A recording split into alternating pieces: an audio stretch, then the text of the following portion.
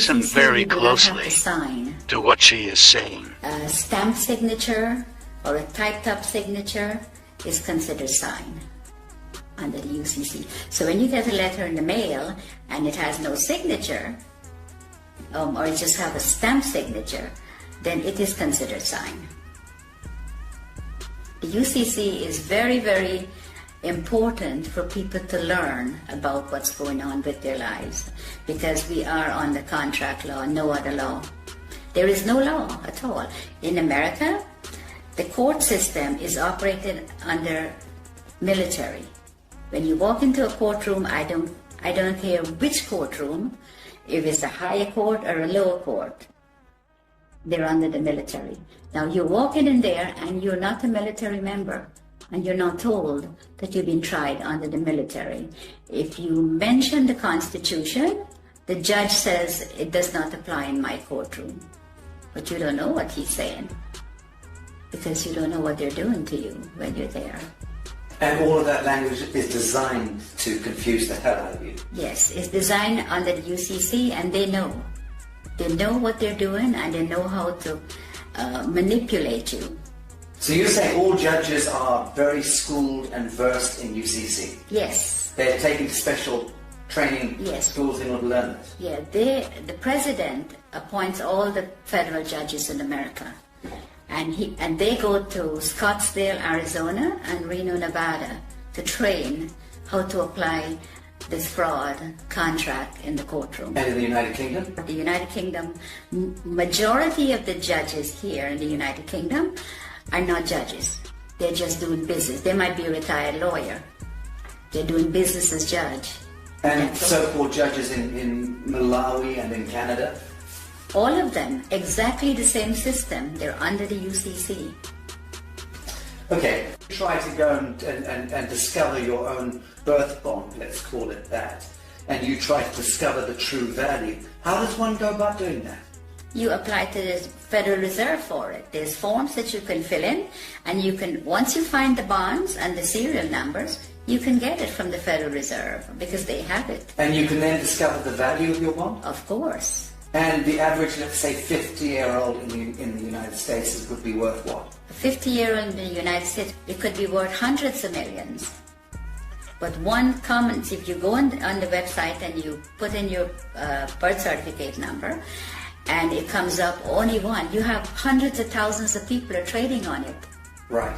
That's only one that you know of. I think what I'm getting at is, what do you think it would be the median value of the average 50-year-old by the time they turn 50 in the United States? What is being traded? I would say maybe $1 billion, over $1 billion. Right. Has been traded. Okay. Because when I checked, on one of my numbers is over 283,000 people are trading on it. Can you imagine how much money that is? So when we hear that the US has a debt of $23 trillion or whatever it is, that fictitious money was all pumped out of the air, but effectively it was discharged against the value of the people. Yes. Right, so that's where the fiction emerges. Yes. And it becomes this huge imbalance that no one quite understands. How on earth do we get that much money? They just made it up as they go along and tell us what they want to tell us. Yes, but they'll validate the making up of that money by, on paper, discharging it against the value of the citizenry. And the citizens' gold, our sovereign gold. We have gold. For every pound that if you weigh 8 pounds at birth, you have 8 pounds of gold set aside for you. Assigned to you by whom? By the Crown. In England? Yes. And in the United States? Yes. By the Treasury? Yes. And because the United States is owned by the Crown. So let's say there's 200 odd nations of the world. There's hundreds and hundreds of small island states.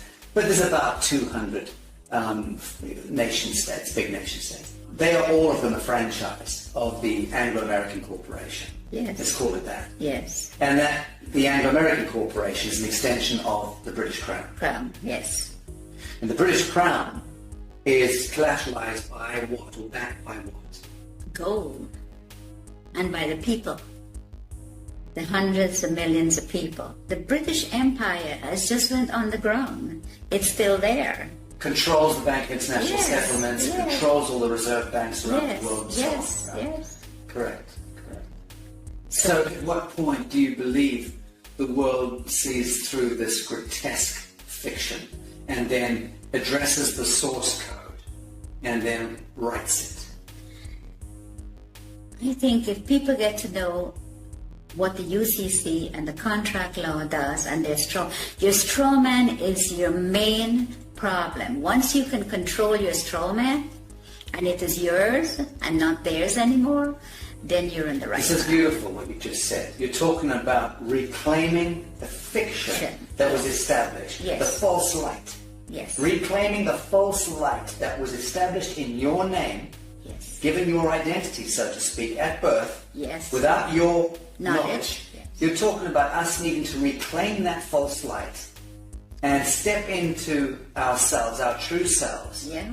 as a people of the world, Yes. in order to reclaim reality from the fiction. Yes. That's powerful. Yes, it is. And that's what I think everyone needs to do. All the sovereign people that's in poverty and whatever they put us in, that's what we need to do. We need to reclaim that what they are making money on. That is ours. Then you wouldn't have wars. You wouldn't have people fighting for money. You wouldn't have poor people. Everybody will be okay. Everybody. But they do not want you to. If you do that, that will break down their system, and they do not want that. So once you know, you need to get into it, and you need to start reclaiming your straw man